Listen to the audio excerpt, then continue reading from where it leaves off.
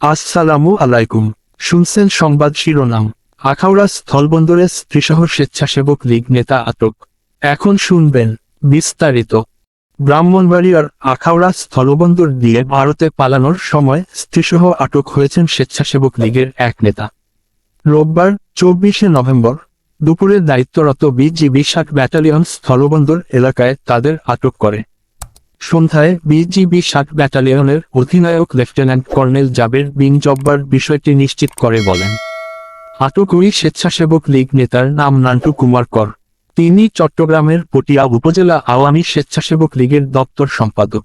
ফাজিলকারহাট ইউনিয়নের দৌলতপুর করপাড়া গ্রামের বাসিন্দা শচীন্দ্র করের ছেলে।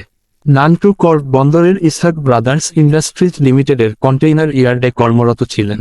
লেফটেন্যান্ট কর্নেল জাবের বিন জব্বার জানান, বৈষম্যবিরোধী ছাত্র আন্দোলনে চট্টগ্রাম বন্দরে ভাঙচুর ও অগ্নিসংযোগ মামলার আসামি পটিয়া উপজেলার দৌলতপুর গ্রামের নান্টু কর স্ত্রী শান্তা রানী নাথকে নিয়ে আত্মগোপনে যেতে আখাউড়া স্থলবন্দর দিয়ে ভারতে যাওয়ার চেষ্টা করেন তিনি।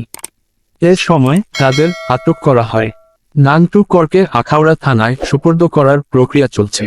তবে তার স্ত্রীর বিরুদ্ধে অভিযোগ না থাকায় গ্রেপ্তার দেখানো বা তার বিরুদ্ধে আইনগত ব্যবস্থা নেওয়া হবে না। ব্রাহ্মণবাড়িয়া 24.নিউজ।